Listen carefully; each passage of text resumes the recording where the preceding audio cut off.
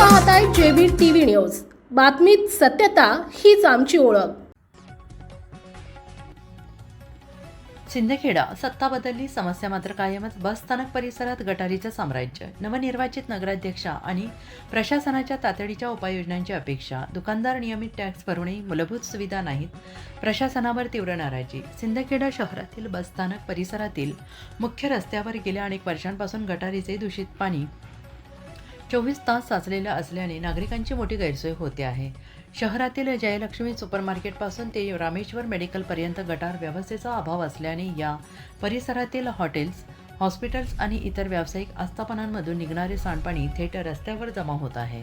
परिणामी रस्त्यावर सतत दुर्गंधी पसरलेली असून आरोग्याचा प्रश्न निर्माण झाला आहे। सदर रस्ता हा सिंदखेडा शहरातील अत्यंत महत्त्वाचा आणि वर्दळीचा मार्ग आहे। बस स्थानकावरील जवळ असल्यामुळे येथे दिवसभर वाहनांची तसेच पायी चालणाऱ्या नागरिकांची मोठी रहदारी असते। मात्र रस्त्यावर साचलेल्या पाण्यामुळे मोठमोठे खड्डे पडलेले असून वाहनचालकांचा अपघाताचा धोका निर्माण झाला आहे। महिलांपासून ज्येष्ठ नागरिकांपर्यंत सगळ्यांनाच या समस्येला दररोज सामोरं जावं लागत आहे।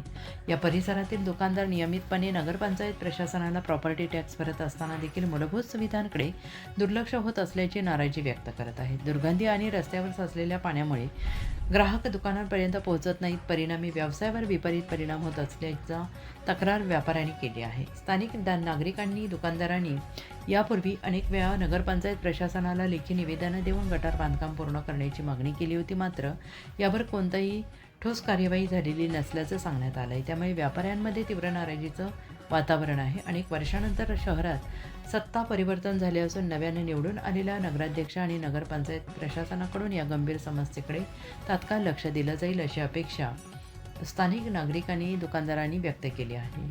जयलक्ष्मी सुपर शॉपी ते रामेश्वर मेडिकल दरम्यान अपूर्ण असलेले गटार बांधकाम त्वरित पूर्ण करून रस्त्यावर साचणाऱ्या दूषित पाण्याची कायमस्वरूपी सोय करावी अशी मागणी प्रसारमाध्यमांच्या माध्यमातून करण्यात आलेली आहे। नागरिकांच्या आरोग्याशी आणि सुरक्षेशी संबंधित असणाऱ्या या प्रश्नाकडे प्रशासनाने तात्काळ लक्ष देणे गरजेचे असल्याचे सर्वसामान्यांचे मत आहे।